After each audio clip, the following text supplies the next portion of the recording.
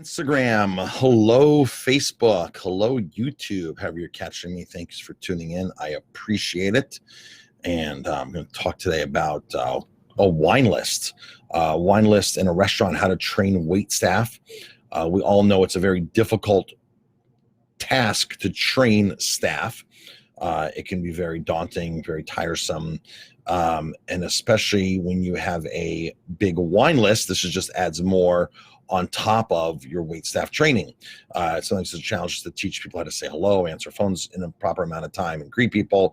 But training, folks, training is something that you do every day. It's not something that you've done once and then put it aside. It's like marketing. Marketing is something you do every single day. Every opportunity you can, you market your restaurant. Every opportunity you can, you train your staff in person and virtually, digitally. Any way you can train them, you take an opportunity to train them.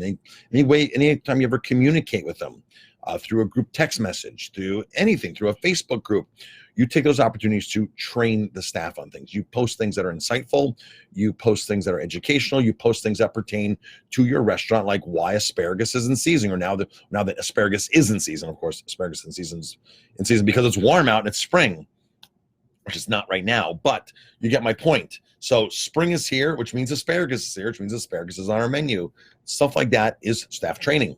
All right, so now I want to talk about specifically how to train staff on a big wine list. Because let's face it, a lot of our wait staff is never going to know the whole wine list.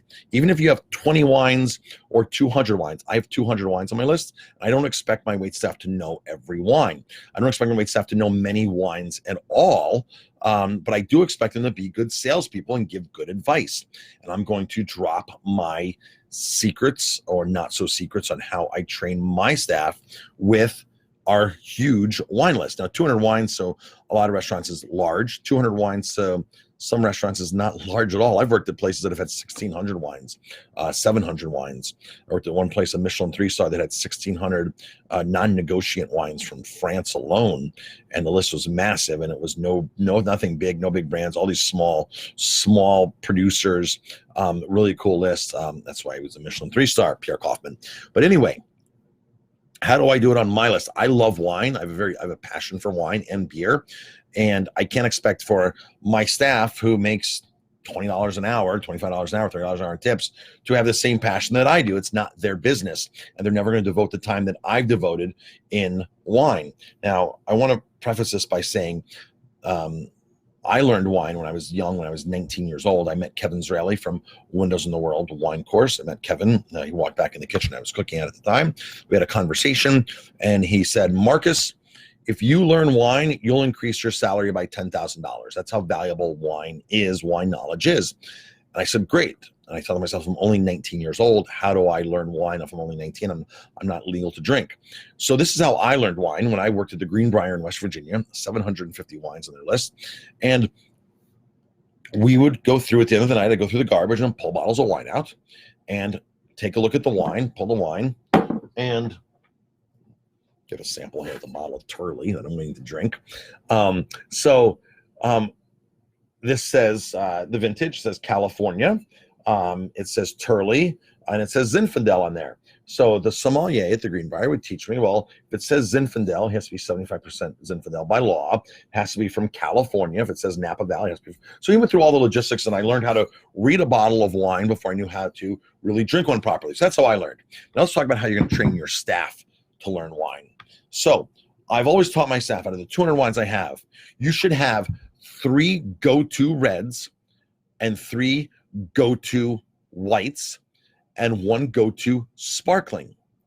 That's what you should have. Whether you have 20 wines on your list, 15 wines on your list, or 200 wines on your list, teach your wait staff to have 3 go-tos. Take 3 price points: a $30 bottle, a $50 bottle, and a $70 bottle. 3 different styles, maybe a Pinot Noir, maybe a Cabernet, maybe something French or Italian.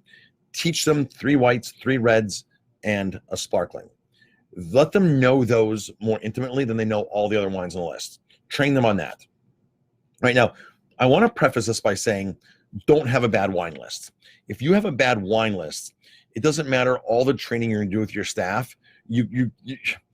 If a person comes in and needs help with wine, this and that, and they're a little bit of a wine snob or this, that, there's no sense in training somebody for yellowtail or barefoot. You want to train people for interesting, unique wines that are going to provide an experience that your guests are going to say, oh, wow, this is cool, and I really can't get it anywhere else. That's why I want to go back to this restaurant to get that bottle of wine. So have a good, interesting list to begin with. One of the ways you do that is you do not rely upon your sales reps to come in and say, here's what we're pushing, here's what we're getting bonuses for this week, here's what I'm on my sale, here's what I need to meet quotas, because sales reps will walk in and be like, I gotta meet, they're not gonna tell you, they're gonna be like, I gotta meet quotas. I'm walking in their door to sell them more barefoot sellers or more yellowtail or more, Kendall Jackson, when every restaurant in the street has Kendall Jackson and the wine shop has Kendall Jackson stacked to the ceiling, floor stack. Doesn't make a good wine list. You want interesting, cool wines. So the wait staff does not need the whole wine, need the whole wine list. Give them 3 reds, 3 whites, 3 or 4, 1 sparkling. Have an expert go-to option out. So for my staff will say, people start asking questions like, oh my gosh, what's the difference between the 2006 and the 2007 Brunello del Montalcino? All right, who's going to know that? So what they say, their opt-out is, you know what? Marcus and Jamie are very passionate about the wines. Let me actually get them over. And if I'm not in the restaurant, my staff is instructed to call me. And this, folks, this barely ever happens. Barely ever happens. First of all, if somebody wants to know the difference between the 2006, 2007 Brunello del Montalcino from La Maggia, they know wine and they're probably going to help pick it out themselves, right? But there's times where people might say, pinpoint the wait staff, I'm looking for this characteristic at this price point and from this region. The wait staff is like, blah, blah, blah, blah, blah, where do I go? So there's their opt-out line is Marcus and Jamie are the experts of this. So the ones with all the passion in it. Let me get them. And they'll call me on the phone. This barely ever happens. But the wait staff is like, we got Marcus on the phone right now. He's not here right now, unfortunately. But we're gonna help. How about look at this number? Look at that. Look at that. And the guests love it. Or I go to the table in person myself, and the guests love it because I'm now the passionate wine expert who supposedly knows the whole list. So that's the wait staff opt-out. Okay, opt-out. Wine by the glass rotation. This is the most crucial training you can do for your wait staff right here is don't keep the same Cabernet, the same Merlot, the same Pinot Noir, the same Sauv Blanc, the same Chardonnay on your list for year after year, or, don't leave it on an indefinite amount of time. Keep switching. So every 4 times a year, you have 4 new Chardonnays by the glass. So you run out of one Chardonnay, you stock a different one. You run out of one Cabernet, you stock a different one. This will allow your wait staff, if they've worked with you for the full year, to taste 4 Cabernets, and get familiar with 4 Cabernets, get familiar with 4 Chardonnays, the taste and get familiar with 4 Sauvignon Blancs. See where I'm going with this? 4 Chiantis, 4 Merlots, 4, right? So this gives you, by the end of the year, your staff had a chance to spend 3 months with that Chardonnay and be able to taste and understand and learn it. At the end of the year, you've taught them 30, 40 wines that they can go back to now that hopefully will keep on your list that you can sell. That, folks, right there is the magic formula for training your staff. Keep a rotating wine by the glass and keep it interesting and keep those wines in stock so that you can rotate them back in. Don't think about buying the cheapest possible wine for your wines with a glass list. A lot of places, I just want to buy this $3. I mean, there's a guy that came in last year. It's like, I got $3.13 wine from Chile and at this award and that award, and it's 87 points. I'm like, yeah, but it doesn't fit our theme. It's not what I'm after is that wine. That's not what, this is what we do. And this is, so I don't want, and again, the stuff was like floor stacked in one of the stores. I'm like, I can't sell a glass for more than $6 if I'm paying $3 for it, and they're going to walk down the street and see it for $5.99. That doesn't work. So it's strategically plan the wines that you're putting on your list. Okay, so the rotation is fantastic for it. Now, the other way to train your staff on tasting is get your sales reps. Every time you buy a new wine, you tell your sales rep, I need you to come in and do a training on this wine, as long as it's on your list, twice a year. Twice a year, all of you. So if you buy from 2 companies, 3 companies, 4 companies, 6 companies, we buy from over 20 companies, you tell them twice a year, I need you to come in and taste my staff and do a staff training on the wines that are on the list. And they will do that. Now, granted, they might not have a budget to pop open a bottle of Sassicaia, to train your staff, but you probably have other wines that they have on the list that they're happy to come in and train your staff with. That right there is an amazing way to train your staff as well, besides the rotations. So the last thing that helps the guest buy wine, that helps the guest get reassured or guest consumer confidence, is teach your staff to use encouraging words when they sell wine. So for example, we have this Cabernet Merlot blend that we've had on for years by the glass. And it's such a winner. The wine is amazing that when they sell the wine, the waitstaff says, this is our best selling wine for 3 years. When a guest hears that, all of a sudden that social proof that comes through and their brain gets tricked. They do a lot of stuff in psychology marketing, and their brain gets tricked. And from there, they're like, oh my gosh, I picked the best selling wine. And granted, every wine you sell to guests is not going to have that allure, but you can say, oh, this is our most popular Pinot Noir. This is our most popular Chardonnay. This Chardonnay is a great Chardonnay.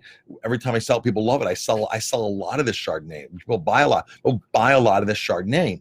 And that'll give consumer confidence when you're selling wine. And that right there is super, super important, consumer confidence. All right. So hopefully this helps you with your wine list and then or wine training. And one thing, here's the big thing is most times the customer, the guest, has no clue what they want. They're going to tell you, I want a dry red wine, no fruit, no sweetness. Not realizing that most red wines are dry anyway, right? So they just don't know what they want. So you need to train your staff. This is the biggest thing right here, folks. Everything I've just listed, this is the number one thing. You have to budget for and teach your staff to give them a taste of a wine. If they walk up to the bar, you go to a table with 2 bottles by the glass, you give them 2 tastes, chances are they're going to pick one, or they're going to tell you what they like or what they don't like. And that right there is the best start ever, telling you what they like or what they don't like. We do it constantly. People come in, I'm like, I don't really drink Pinot Noir. And all of a sudden they taste our Pinot Noir, like, oh, wow, I like this Pinot Noir. I'll drink this Pinot Noir. But this is great. So I'm not saying trick everybody, but tasting people on things they don't know what they really want. They've had one wine, maybe one Pinot Noir that they had a bad experience with, and now they don't drink any Pinot Noir. They think all Pinot Noir is the same, and that's not the case. So you just taste people on things. Even when people will say, I want the glass of Chardonnay, we still taste them on the Chardonnay. We don't pour a full glass. We give them a taster, and we walk over to the table with the bottle, and we give them a taster, and we're like, I just want to make sure that you enjoy the glass, because the bottom line is you're going to make money on the second and third glass. The first glass is fine. You're in line to make money, but you're now selling something and upselling a second or third glass. They're more likely to order a second or third glass if they like the first glass. The first glass would be so bad that they're turned off by it, not order a second glass, which is why, folks, you need to have a good wine by the glass program. Doing Barefoot and Kendall Jackson and Yellowtail. Now I'm picking on those 3 in this video. That does not consist of a good wine list, okay, or a good wine by glass program. That just doesn't. You need to be a little more innovative than that and show a little bit of thought process into it. So definitely allow the staff to taste people. That right there is the biggest thing out of everything I've mentioned. All right, folks, thanks for tuning in. I appreciate it, and talk to you soon.